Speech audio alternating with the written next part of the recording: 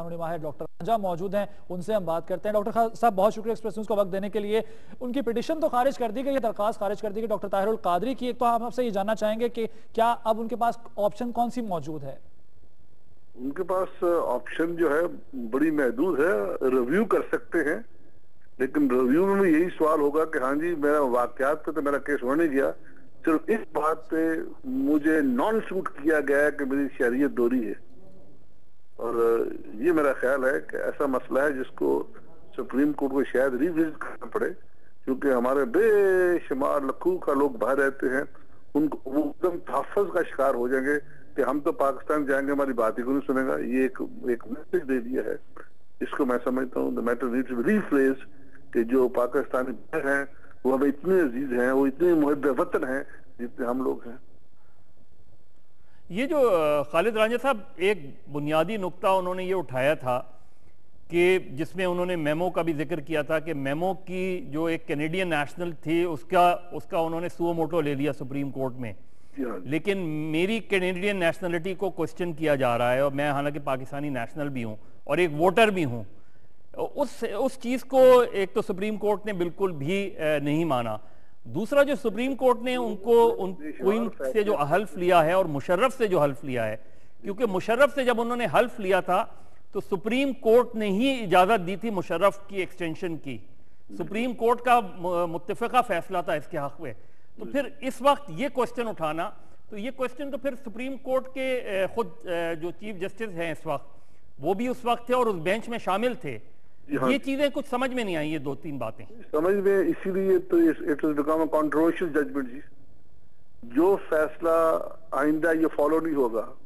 اگر آئندہ یہ فالو ہوا تو پھر جتنے ہمارے لاکھوں کا لوگ باہر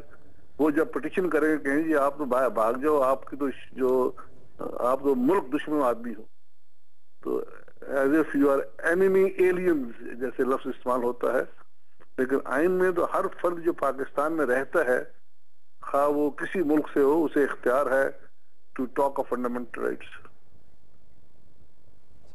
لیکن خالد صاحب یہ بتائیے کہ اس وقت جو طاہر القادری صاحب سے بنیادی غلطی ہوئی، کہیں یہ تو نہیں ہوئی کہ کیونکہ وہ خود اس طریقے سے سپریم کورٹ میں ایز اے کمپٹنٹ لائر اس لحاظ سے اگر یہ اپنی کوئی لیگل ٹیم بناتے اور لیگل ٹیم اس کیس کو پریزنٹ کرتی، وہ آپ سمجھتے ہیں کہ وہ زیادہ بہتر آپشن ہوتا ہے ان کے لیے؟ اس سے کوئی فرق نہیں پڑنا تھا،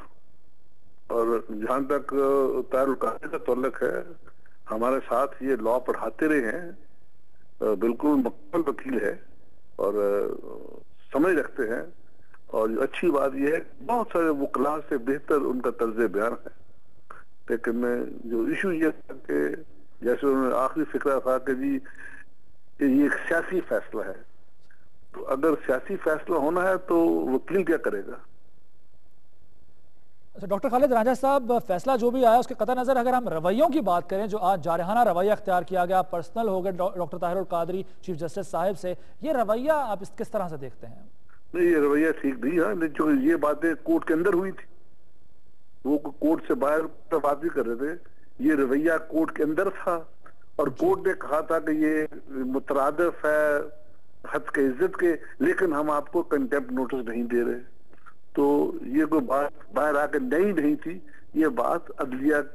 کورٹ روم میں یہی تھی۔ ڈاکٹر صاحب اس کے پیچھے کیا موٹیو ہو سکتا ہے؟ کیا جو کہا جاتا ہے، کچھ حلقے کہتے ہیں کہ چیف جسٹس صاحب کو یا جو 3 رکنی بینچ ہے ان کو غصہ دلانا چاہتے تھے، کیا ایسا کوئی کوشش نظر آتی ہے اس کے پیچھے آپ کو؟ بس اس کو باہر جو اسٹریٹ پہ اس کو کہا جا رہا ہے کہ پالیٹکس۔ ڈاکٹر صاحب یہ بتائے گا کہ جو کہا جاتا ہے کہ پہلے ان کو ہائی کورٹ میں درخواست دائر کرنی چاہیے تھی اور سپریم کورٹ اس کے لیے موزوں فورم پہلے نہیں تھا، کیا طریقہ کار جو قانونی طور پر ہے وہ یہی ہے کہ انہیں ہائی کورٹ میں یہ الیکشن کمیشن کی تشکیلوں کے حوالے سے درخواست دائر کرنی چاہیے تھی؟ نہیں، میرا خیال ان درخواست درست تھی، اور اگر ہائی کورٹ جاتے تو وہاں بھی یہی کہتے ہیں آپ کی دوہری شہریت ہے، کیوں آگے آپ کی یہی کیوں نظر۔ جی بہت شکریہ ڈاکٹر خالد رانجھا صاحب، سابق وزیر قانون، ہمارے ساتھ لائن پر موجود تھے، ماہر قانون